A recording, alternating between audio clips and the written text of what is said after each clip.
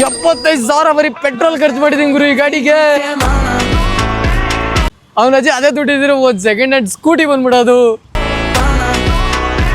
ನನಗೆ ನಂಬಕ್ಕೆ ಆಗ್ತಿಲ್ಲ, ನಾನು ಆಲ್ರೆಡಿ ಇಷ್ಟು ಖರ್ಚು ಮಾಡ್ಬಿಟ್ಟಿದ್ದೀನಿ ಅಂತ. ಆ ಲಕ್ಷಗಟ್ಟಲೆ ದುಡ್ಡೆಲ್ಲ ಹಿಂಗೆ ಮರ್ತೋಗ್ತೀರಾ. ತುಂಬಾ ಇದ್ರಲ್ಲಿ ನೆಗೆಟಿವ್ ಇದೆ. ಅರೌಂಡ್ ಅದೊಂದು 12,000 ಖರ್ಚು ಬಂದಿತ್ತು. ಒಂದು ವರ್ಷಕ್ಕೆ ನಾವು ಎಷ್ಟು ಖರ್ಚು ಮಾಡ್ಬೇಕಾಗುತ್ತೆ ಅಂದರೆ ಮಿನಿಮಮ್ ಅಂದ್ರೆ 1 ಲಕ್ಷ 1,500,000 ಪ್ರೈಸ್ ಏನೋ ಬಂದಿತ್ತು ನನಗೆ. ಆ್ಯಂಡ್ ನೆಕ್ಸ್ಟ್ ಬಂದುಬಿಟ್ಟು 2,500,000 ಹೆಚ್ಚು ಕಮ್ಮಿ ಬಂದಿತ್ತು. ಥರ್ಡ್ ಸರ್ವಿಸ್ ಬಂದುಬಿಟ್ಟು 3,500,000 ಬಂದಿತ್ತು. ರಿಪ್ಲೇಸ್ಮೆಂಟ್ ಮಾಡಿಸಿದ್ದೀನಿ. ಇವಾಗ ಇನ್ನೊಂದು ಹೋಗಿದೆ. ಅಪೋಲೋ H1 ಅನ್ನೋ ಟೈರ್ ನಾನು ಹಾಕ್ಸಿದ್ದು. ಅದ್ರ ಕಾಸ್ಟ್ ಬಂದುಬಿಟ್ಟು ಫಿಟ್ಟಿಂಗ್ಗೆ 500 ರೂಪಾಯಿ ತಗೊಂಡಿದ್ದಾರೆ. 3,300 ರೂಪಾಯಿ ಏನೋ. Hello everyone, this is Ravi. Welcome back to this channel. I hope ಎಲ್ಲರೂ ಚೆನ್ನಾಗಿದ್ದಾರೆ ಅನ್ಕೊಂತೀನಿ. ಸುಮಾರು 7 ತಿಂಗಳಾದಮೇಲೆ ಇವತ್ತು ಯೂಟ್ಯೂಬ್ಗೋಸ್ಕರ ವೀಡಿಯೋ ಮಾಡ್ತಾ ಇದ್ದೀನಿ ನಾನು. ನಿಜವಲ್ಲ ಅವು ಏನೋ ಒಂಥರ ಮೂಡ್ ಹೋಗ್ಬಿಟ್ಟಿದ್ದು. ಬಟ್ ಇವಾಗ ಮತ್ತೆ ವೀಡಿಯೋಸ್ ಸ್ಟಾರ್ಟ್ ಮಾಡ್ತೀನಿ.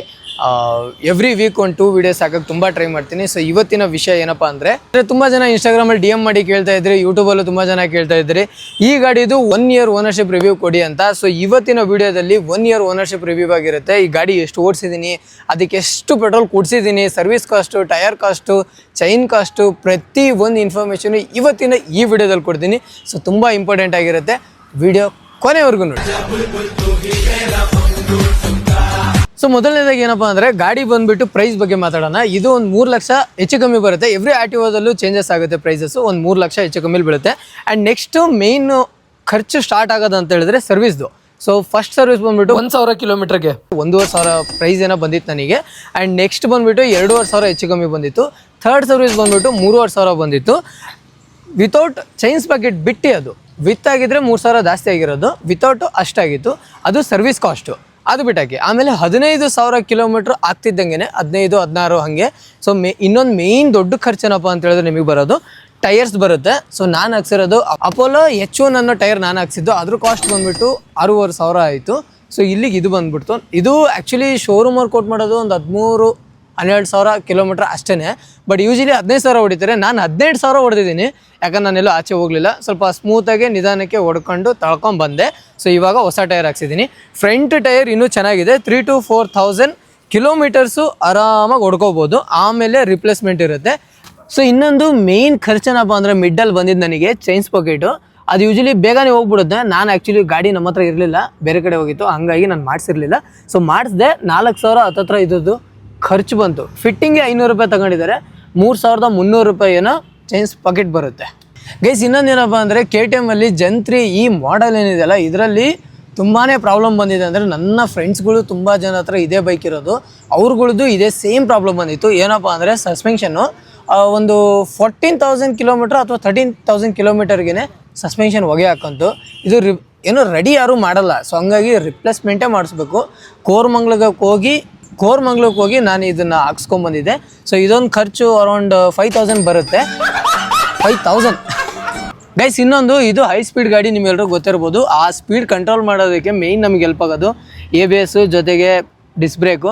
ಸೊ ಪ್ಯಾಡ್ ಬಂದುಬಿಟ್ಟು ಈ ಗಾಡಿದು ನಾನು ಶೋರೂಮಿಂದ ಸ್ಟಾಕ್ ಏನು ಬಂದಿರುತ್ತಲ್ಲ ಅದನ್ನು ಬಿಟ್ಬಿಟ್ಟು ಇಲ್ಲೊಂದು ಹಾಕ್ಸಿದ್ದೀನಿ, ಬ್ಯಾಕ್ ಒಂದು ಹಾಕ್ಸಿದ್ದೀನಿ. ಒಟ್ಟಿಗೆ ನಾನು 2 ಸೆಟ್ ಹಾಕ್ಸಿದ್ದೀನಿ. ಅದೊಂದು ಕಾಸ್ಟ್ ಬಂದುಬಿಟ್ಟು ಅರೌಂಡ್ 1-1.5 ಹೆಚ್ಚು ಕಮ್ಮಿ ಬಂದಿತ್ತು. ಎಕ್ಸಾಕ್ಟ್ ಗೊತ್ತಿಲ್ಲ, 1-1.5 ಹೆಚ್ಚು ಕಮ್ಮಿ ಬರುತ್ತೆ. ಖರ್ಚು ಮಾಡಲ್ಲ, ಬಟ್ ನಾನು ಮಾಡ್ತೀನಿ. ನನ್ನ ಗಾಡಿ ಸ್ಕ್ರ್ಯಾಚ್ ಆಗಬಾರ್ದು, ಏನೂ ಆಗಬಾರ್ದು, ಚೆನ್ನಾಗಿರಬೇಕು ಅಂತೇಳಿ ನಾನು ನನ್ನ ಗಾಡಿಗೆ PPF ಕೂಡ ಮಾಡಿಸಿದ್ದೀನಿ. ಅರೌಂಡ್ ಅದೊಂದು 12,000 ಖರ್ಚು ಬಂದಿತ್ತು. ಸೊ ನಿಮ್ಗೆಲ್ರಿಗೂ ನಾನೇನು ಹೇಳೋದಂದರೆ, ಈ ಥರ ಒಂದು ಹೆವಿ ವೆಹಿಕಲ್ ಇಟ್ಟಾಗ ದಯವಿಟ್ಟು PPF ಹಾಕ್ಸ್ಕೊಳ್ಳಿ, ತುಂಬ ಹೆಲ್ಪ್ ಆಗುತ್ತೆ. ಯಾಕಂದ್ರೆ ಲಾಸ್ಟ್ ಟೈಮ್ ಯಾರೋ ಸಿಗರೇಟ್ ಸುಟ್ಟಿದ್ರು ನನ್ನ ಗಾಡೀಲಿ. ಅದಿರಲಿಲ್ಲ ಅಂದರೆ ಪೇಂಟ್ ಸಹಿತ ಹೋಗಿರೋದು. PPF ಇದಕ್ಕೆ ಗಾಡಿ ಉಳ್ಕೊಂತು, ಅಂದರೆ ಪೇಂಟ್ ಉಳ್ಕೊಂತು. ಓಕೆನಾ. ನೆಕ್ಸ್ಟ್ ಗೈಸ್ ಗಾಡಿ ಮೈಲೇಜ್ ಕಡೆ ಬರೋಣ. ಇದು ತೋರಿಸ್ತಿರೋದು 33 ಕಿಲೋಮೀಟರ್ ಪರ್ ಲೀಟ್ರ್ ತೋರಿಸ್ತಾ ಇದೆ. 30-40 ಹೊಡೆದ್ರೆ ಇಷ್ಟು ಬರುತ್ತೆ.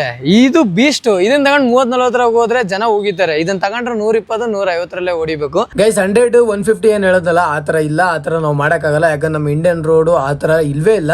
ಏನು ಹೈವೇಗೆ ಹೋದ್ರೆ ಅಷ್ಟೇ ಪಾಸಿಬಲ್ಲು, ಬಟ್ ಸಿಟಿಲೆಲ್ಲ ಅದು ಸಾಧ್ಯನೇ ಇಲ್ಲ ಮಾತು. ಆ್ಯಕ್ಚುಲಿ ಆ ಗಾಡಿ ಬಂದುಬಿಟ್ಟು ಒಂದು ನಾವು ಕಡಿಮೆ ಲೋ ಸ್ಪೀಡಲ್ಲಿ ಇದ್ವಿ ಅಂದರೆ ಹೆವಿ ಇಂಜಿನ್ ಹೀಟ್ ಆಗುತ್ತೆ, ಫ್ಯಾನ್ ಆನ್ ಆಗುತ್ತೆ. ಸೊ ಹಂಗಾಗಿ ಕಾಲೆಲ್ಲ ಸುಡ್ತಾ ಇರುತ್ತೆ. ಫ್ಯಾನ್ ಆನ್ ಆಗುತ್ತೆ, ಅದ್ರ ಸೌಂಡು, ಎಕ್ಸಾಸ್ಟ್ ಸೌಂಡು, ಗಾಡಿ ಸೌಂಡು, ಸೌಂಡು, ಇಂಜಿನ್ ಸೌಂಡು, ಅದಕ್ಕೆ ತುಂಬ ಇರಿಟೇಷನ್ ಆಗುತ್ತೆ. ಸೊ ಹಂಗಾಗಿ ಒಂದು ಸ್ವಲ್ಪ ಸ್ಪೀಡ್ ಹೊಡೆದ್ರೆ ಇಂಜಿನು ಹೀಟ್ ಆಗಲ್ಲ, ಲಿಕ್ವಿಡ್ ಕೋಲ್ಡ್ ಇಂಜಿನು ಕಡಿಮೆ ಆಗುತ್ತೆ. ಹಾಗೆಯೇ ಫ್ಯಾನ್ ಆನ್ ಆಗಿಬಿಡುತ್ತೆ. ಆ್ಯಂಡ್ ಸ್ಪೀಡ್ ಹೋಗೋದ್ರಿಂದ ಗಾಳಿಯಿಂದ ಆಟೋಮೆಟಿಕ್ ಇಂಜಿನ್ ಡೌನ್ ಆಗಿ ನಮಗೆ ಅಂಥ ಪ್ರಾಬ್ಲಮ್ ಏನು ತಂದುಕೊಡಲ್ಲ. ಸೊ ಹಂಗಾಗಿ ಆ್ಯಾವ್ರೇಜಾಗಿ ಆ ಗಾಡಿ ಸ್ವಲ್ಪ ಸ್ಪೀಡಾಗಿ ಹೊಡೆಯೋದು, ಆ ಒಂದು ರೀಸನ್ಗೆ ಹೀಟ್ ಜಾಸ್ತಿ ಆಗಬಾರ್ದು ಅಂತೇಳಿ. ಸೊ ಅದಕ್ಕೆ ಆ ಥರ ಹೇಳಿದ್ದೆ. ಸೊ ಅವಾಗ ಬಂದುಬಿಟ್ಟು ನೀವು ಮೈಲೇಜ್ ಎಕ್ಸ್ಪೆಕ್ಟ್ ಮಾಡೋಕ್ಕಾಗೋದು 125-30 ಒಳಗಡೆನೆ. ಸೊ ಈ ಗಾಡಿ ಇಟ್ಕೊಂಡು ದಯವಿಟ್ಟು ಪೆಟ್ರೋಲ್ಗೋಸ್ಕರ ಯೋಚನೆ ಮಾಡಿಬಿಟ್ರೆ ಗಾಡಿಗೆ ಬೆಲೆ ಇರೋಲ್ಲ. ಪೆಟ್ರೋಲಿಗೆ ಬೆಲೆ ಕೊಟ್ಬಿಟ್ರೆ ಗಾಡಿಗೆ ಬೆಲೆ ಕೊಟ್ಟು ಮುಕ್ಕಾರೆ ಹೊಡಿರಿ ಗೈಸ್. ಇದು ನಂದು 250 ಡ್ಯೂಕು 1 ವರ್ಷ ಆಗಿದೆ ಗಾಡಿ ತೊಗೊಂಡು. ಇದುವರೆಗೂ ಈ ಗಾಡಿಗೆ ಪೆಟ್ರೋಲ್ ಎಷ್ಟು ಇನ್ವೆಸ್ಟ್ಮೆಂಟ್ ಮಾಡಿದ್ದೀನಿ ಅಂತ ನೋಡೋಣ ಬನ್ನಿ. ಕಿಲೋಮೀಟ್ರ್ ಬಂದುಬಿಟ್ಟು 20,444 ಕಿಲೋಮೀಟ್ರ್ ಓಡಿದೆ. ಸೊ ಲೆಕ್ಕ ಹಾಕೋಣ ಎಷ್ಟು ಖರ್ಚು ಮಾಡಿದ್ದೀನಿ ನಾನು ಅಂತ ಈ ಗಾಡಿಗೆ. 20,444 ಡಿವೈಡೆಡ್ ಬೈ 30 681 ಇಂಟು ಪೆಟ್ರೋಲ್ ಖರ್ಚು ಬಂದುಬಿಟ್ಟು 75,000 ಬರೀ ಪೆಟ್ರೋಲ್ ಖರ್ಚು ಮಾಡಿದ್ದೀನಿ ಗುರು ಈ ಗಾಡಿಗೆ. ಅವ್ನ ಅಜ್ಜಿ ಅದೇ ದುಡ್ಡಿದ್ರೆ ಒಂದು ಸೆಕೆಂಡ್ ಹ್ಯಾಂಡ್ ಸ್ಕೂಟಿ ಬಂದ್ಬಿಡೋದು. ಗೈಸ್ ಇನ್ನೊಂದು ಮೇಜರ್ ಪ್ರಾಬ್ಲಮ್ ಏನು ಗೊತ್ತಾ, ಸಿಟಿಲಿ ಗಾಡಿ ತಗೊಂಡು ಓಡಾಡೋದು, ಅಕ್ಕಪಕ್ಕ ಬಂದವರೆಲ್ಲ ಗಾಡಿ ಇಂಡಿಕೇಟರ್ ಟಚ್ ಮಾಡಿ ಹೋಗ್ತಾರೆ. ಒಂದು ಸಿಂಗಲ್ ಇಂಡಿಕೇಟರ್ ಕಾಸ್ಟ್ ಬಂದುಬಿಟ್ಟು 800 ರುಪೀಸ್. ನಾನು ಆಲ್ರೆಡಿ 2 ರಿಪ್ಲೇಸ್ಮೆಂಟ್ ಮಾಡಿಸಿದ್ದೀನಿ, ಇವಾಗ ಇನ್ನೊಂದು ಹೋಗಿದೆ. ಗೈಸ್ ಆಗಲೇ ಏನು ಹೇಳಿದ್ನಲ್ಲ, ಸರ್ವಿಸ್ ಕಾಸ್ಟು 1.5, 2.5, 3.5 ಅಂತೇಳಿ, ಅದು ಬಂದುಬಿಟ್ಟು ಫ್ರೀ ಸರ್ವಿಸಲ್ಲಿ ಇನ್ಕ್ಲೂಡ್ ಆಗಿದ್ದು. ನೀವು ಪೇಯ್ಡ್ ಸರ್ವಿಸಿಗೆ ಹೋದ್ರೆ ಅಂದರೆ 2,000 ರೂಪಾಯಿ ಅಬ್ವಿಯಸ್ಲಿ ಜಾಸ್ತಿ ಆಗುತ್ತೆ. ಆ್ಯಂಡ್ ಇನ್ನೊಂದೇನಪ್ಪ ಅಂದರೆ ಇದು ಎವ್ರಿ 2,000 ಕಿಲೋಮೀಟ್ರಿಗೆ ಸರ್ವಿಸ್ ಮಾಡಿಸೋ ಅಂಥದ್ದಲ್ಲ. ಶೋರೂಮರೇ ಕ್ಲೈಮ್ ಮಾಡೋದು 7,000ಕ್ಕೆ ಎವ್ರಿ 7,000 ಕಿಲೋಮೀಟ್ರಿಗೆ ಸರ್ವಿಸ್ ಅಂತೇಳಿ, ಆಫ್ಟರ್ ಫ್ರೀ, ಬಿಫೋರ್ ಫ್ರೀ ಅಲ್ಲ. ಸೊ ಇವಾಗ ನಾವೆಲ್ಲ ಏನು ಮಾಡ್ತೀವಿ ಅಂದರೆ ಒಂದು 6-5 ಮಿಡ್ಡಲ್ಲಿ ಹೋಗ್ಬಿಟ್ಟು ಇದನ್ನು ಸರ್ವಿಸ್ ಮಾಡಿಸ್ಕೊತೀವಿ. ಆವಾಗ ಸರ್ವಿಸ್ ಕಾಸ್ಟ್ ಬಿಟ್ಟೇ ಅವ್ರದ್ದು ಎಕ್ಸ್ಟ್ರಾ 2,000 ರೂಪಾಯಿ ಬೀಳುತ್ತೆ. ಅದನ್ನು ತಲೆಗೆ ಇಟ್ಕೊಳ್ಳಿ ಅಷ್ಟೇ. ಇದು ದೇವಸ್ಥಾನದ ಗಂಟೆ, ಬಂದವರೆಲ್ಲ ಟನ್ ಅಂತ ಹೊಡಿತಾ ಇರ್ತಾರೆ. ಗೈಸ್ ಇದುವರೆಗೂ ನಾನು ಏನು ಹೇಳಿದ್ನಲ್ಲ, ಇದೆಲ್ಲ ಒಬ್ಬೊಬ್ರು ಓನರ್ದು ಒಂದೊಂದು ಥರ ಇರುತ್ತೆ. ಗಾಡಿಗಳ ಮೇಲೆ, ಓನರ್ ಮೇಲೆ ಡಿಪೆಂಡ್ ಆಗಿರುತ್ತೆ. ನೀವು ತಗೊಂಡು ನಿಮ್ಮ ಹತ್ರ ಬಂದ ಮೇಲೆ ನಿಮಗೇನು ಅನ್ಸುತ್ತೆ ಅಂತ ಅವಾಗ ನಿಮಗೆ ಗೊತ್ತಾಗುತ್ತೆ. ಸೊ ಇನ್ನೊಂದೇನಪ್ಪ ಅಂದರೆ ಈ ಗಾಡಿ ಬಗ್ಗೆ ನೆಗೆಟಿವ್ ಪಾಯಿಂಟು ಪಾಸಿಟಿವ್ ಪಾಯಿಂಟು ಏನಾದರೂ ಸಪ್ರೇಟಾಗಿ ಒಂದು ವೀಡಿಯೋ ಬೇಕಾದರೆ ಹೇಳಿ. ತುಂಬಾ ಇದರಲ್ಲಿ ನೆಗೆಟಿವ್ ಇದೆ, ತುಂಬಾ ಇದರಲ್ಲಿ ಪಾಸಿಟಿವ್ ಇದೆ. ಅವೆಲ್ಲರ ಬಗ್ಗೆನೂ ವೀಡಿಯೋ ಮಾಡ್ತೀನಿ. ಹಾಗೆಯೇ ಈ ಬೈಕ್ ಮೇಲೆ ಯಾವುದೇ ರೀತಿ ಎಕ್ಸ್ಪೆರಿಮೆಂಟು ನಿಮಗೆ ವೀಡಿಯೋಸ್ ಬೇಕಾದರೆ ನನ್ನ ಕಮೆಂಟ್ ಬಾಕ್ಸಲ್ಲಿ ನೀವು ಬಂದು ತಿಳಿಸಿ.